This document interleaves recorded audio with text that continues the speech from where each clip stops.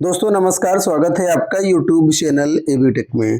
दोस्तों आज है 27 जुलाई 2023 और जान लेते हैं आज की महत्वपूर्ण खबरें जो आज के प्रमुख समाचार पत्रों पर छाई हुई हैं। सबसे पहले अपडेट देखिए, यहाँ पर यूपी टीजीटी भर्ती 2011 को लेकर के अपडेट है। तो टीजीटी 2011 भर्ती का मामला पहुंचा था हाईकोर्ट, जहां पर हाईकोर्ट की तरफ से आदेश दिए गए हैं, उसी के बारे में यहाँ पर आज सूचनाएं दी गई हैं। टीजीटी 2011 भर्ती प्रक्रिया तार्किक परिणति तक पहुंचाएं हाईकोर्ट। इलाहाबाद हाईकोर्ट ने माध्यमिक शिक्षा सेवा चयन बोर्ड और राज्य सरकार को निर्देश दिया कि प्रशिक्षित स्नातक शिक्षक भर्ती टीजीटी 2011 की प्रक्रिया को तार्किक परिणति तक पहुंचाया जाए। कोर्ट ने कहा कि जैसे ही बोर्ड के सदस्यों की नियुक्ति होती है, भर्ती प्रक्रिया पूरी कर ली जाए। राज्य सरकार ने कोर्ट में कहा कि नया शिक्षा सेवा चयन आयोग गठित होते ही साक्षात्कार लेकर के भर्ती प्रक्रिया पूरी की जाएगी। न्यायमूर्ति विकास की तरफ से बुधवार को इंद्रपाल, जितेंद्र यादव व अन्य अभ्यर्थियों की याचिका पर सुनवाई करते हुए यह आदेश दिया गया है। याचिका के तथ्यों के अनुसार याचियों ने टीजीटी 2011 भर्ती में आवेदन किया था। लिखित परीक्षा का परिणाम 8 जनवरी 2023 को जारी किया गया। याची इसमें सफल हुए, लेकिन उसके बाद से भर्ती प्रक्रिया लंबित है। कोर्ट ने इस मामले में राज्य सरकार व चयन बोर्ड से जवाब मांगा था। चयन बोर्ड के सचिव की ओर से बताया गया कि बोर्ड के सदस्यों और चेयरमैन का कार्यकाल समाप्त हो चुका है, इससे भर्ती प्रक्रिया लंबित है। जैसे ही सदस्यों की नियुक्ति की जाती है, वैसे ही भर्ती प्रक्रिया प्राथमिकता के आधार पर पूरी कर ली जाएगी। राज्य सरकार के अधिवक्ता ने भी कोर्ट को आश्वासन दिया कि नए आयोग का गठन होते ही भर्ती प्रक्रिया पूरी कर ली जाएगी। इस पर कोर्ट ने याचिका निस्तारित करते हुए कहा कि जैसे ही चयन आयोग के सदस्यों की नियुक्ति होती है, भर्ती प्रक्रिया को उसकी तार्किक परिणति तक पहुंचाया जाए। अब आपको बता दें यहाँ पर मामला क्या है। मामला यहाँ पर टीजीटी 2011 भर्ती जीव विज्ञान का। पहले तो इसकी परीक्षा नहीं करवाई जा रही थी, काफी प्रयास के बाद 2016 में इसकी परीक्षा करवाई गई, फिर इसका रिजल्ट जारी नहीं हो पा रहा था, तो 8 जनवरी को इसका रिजल्ट जारी किया गया। अब चयन बोर्ड में कुछ है नहीं, तो इसका इंटरव्यू नहीं हो रहा है, इसीलिए अभ्यर्थी यहाँ पर हाईकोर्ट गए थे, जहाँ पर यह कहा गया है कि इसका जो है इंटरव्यू वगैरह करवाया जाए। तो चयन बोर्ड की तरफ से और राज्य सरकार की तरफ से अपने अपने बयान दिए गए। हालांकि इंटरव्यू ये नए आयोग से ही होगा, अब देख रहे होगा कब होगा। खैर, जो कुछ भी अपडेट मिलेगी चैनल के माध्यम से आपको दे देंगे। बढ़ते हम लोग अगली अपडेट की तरफ। यहाँ पर देखो अपडेट है प्रवक्ता काउंसलिंग 2021 प्रतीक्षा सूची को लेकर के। बताया गया कि पीजीटी 2021 में प्रतीक्षा सूची से 95 प्रवक्ताओं को मिले विद्यालय। अशासकीय सहायता प्राप्त माध्यमिक विद्यालयों के लिए टीजीटी एवं पीजीटी संवर्ग 2016-2021 की रिक्त पदों के सापेक्ष प्रतीक्षा सूची से काउंसलिंग की प्रक्रिया बुधवार को पूरी हो गई है। अंतिम दिन प्रवक्ता संवर्ग में विभिन्न विषयों की काउंसलिंग शिक्षा निदेशालय में कराई गई, जिसमें अलग अलग विषयों को मिलाकर के 95 अभ्यर्थियों को विद्यालय आवंटित किए गए। अब यहाँ पर नीचे डेटा दिया गया है कि उप शिक्षा निदेशक माध्यमिक 2 प्रमोद कुमार के मुताबिक प्रवक्ता संवर्ग में जीव विज्ञान विषय में रिक्त 6 पदों के सापेक्ष में 5 को विद्यालय आवंटित किया गया।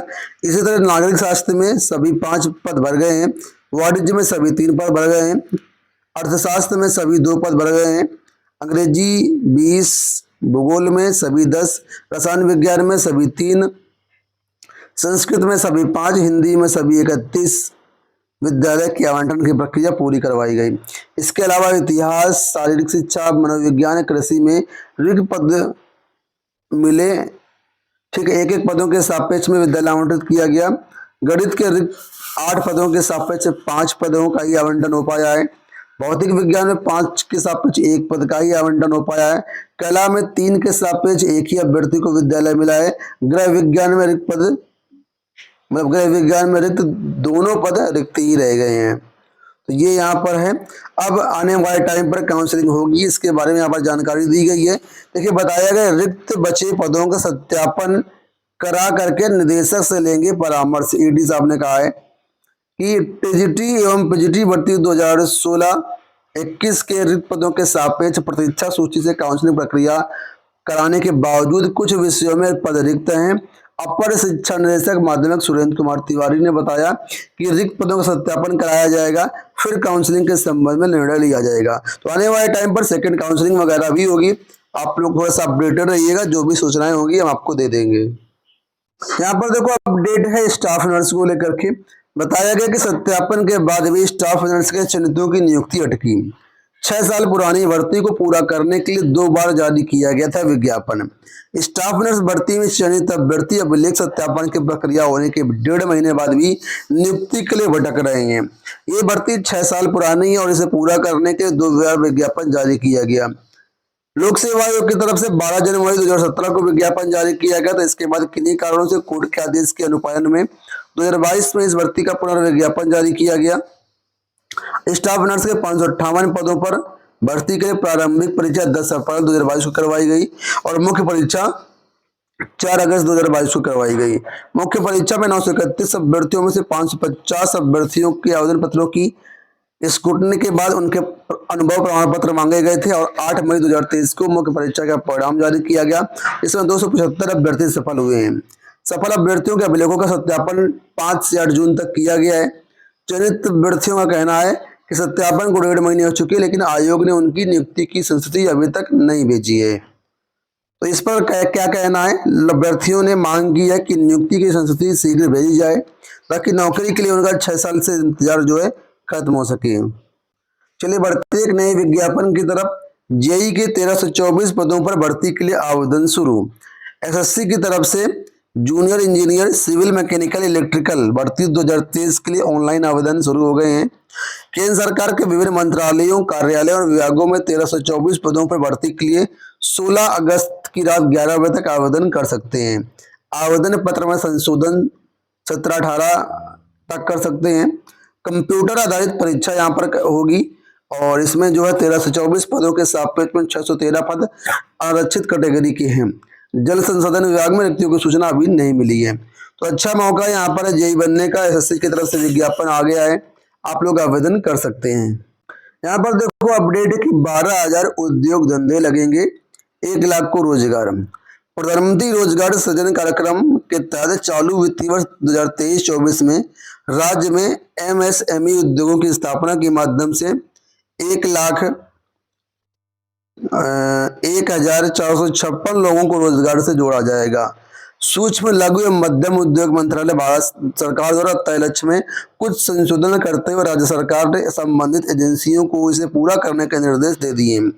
तो उद्योगों में 1 लाख लोगों को रोजगार मिलेगा। जो भी इंटरेस्टेड हैं वो नजर बनाए रखें।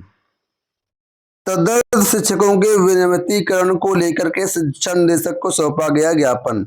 माध्यमिक के एडेड विद्यालयों में तैनात तदर्थ शिक्षकों का याचना कार्यक्रम बुधवार को 37वें दिन भी जारी रहा। इसके साथ ही उत्तर प्रदेश माध्यमिक तदर्थ संघर्ष समिति के प्रतिनिधिमंडल ने माध्यमिक शिक्षा निदेशक डॉक्टर महेंद्र देव को अपना मांग पत्र मुख्यमंत्री तक पहुंचाने के लिए सौंपा ज्ञापन के माध्यम से उनका विनियमितीकरण किया जाए। साथ ही तदर्थ शिक्षकों की सेवानिवृत्त आयु 62 वर्ष की जाए। ये सब मांगे यहाँ पर रही। 1 साल से रुका वेतन भी जल्द जारी किया जाए। तो ये चीजें उन्होंने मांग पत्र में सौंपी हैं। अंत में देखो यहाँ पर अपडेट की लखनऊ प्रदेश के प्राविधिक शिक्षा मंत्री आशीष पटेल ने निर्देश दिए हैं कि प्राविधिक शिक्षा के सभी संस्थानों में खाली पदों पर जल्द से जल्द भर्ती की जाए। संस्थानों में समूह के खाली पदों के लिए प्रस्ताव उत्तर प्रदेश अधीन सेवा चयन को उपलब्ध कराया जाए। तो जो भी प्राविधिक शिक्षा विभाग है वहां पर जो ग्रुप सी की भर्तियां हैं उसके लिए दिशा निर्देश दिए गए हैं और यूपी के माध्यम से ये भर्तियां देखने को मिलेंगी। दोस्तों ये हो गई आज की सारी सूचनाएं। उम्मीद करते हैं वीडियो पसंद आया होगा। इस वीडियो में इतना ही। धन्यवाद।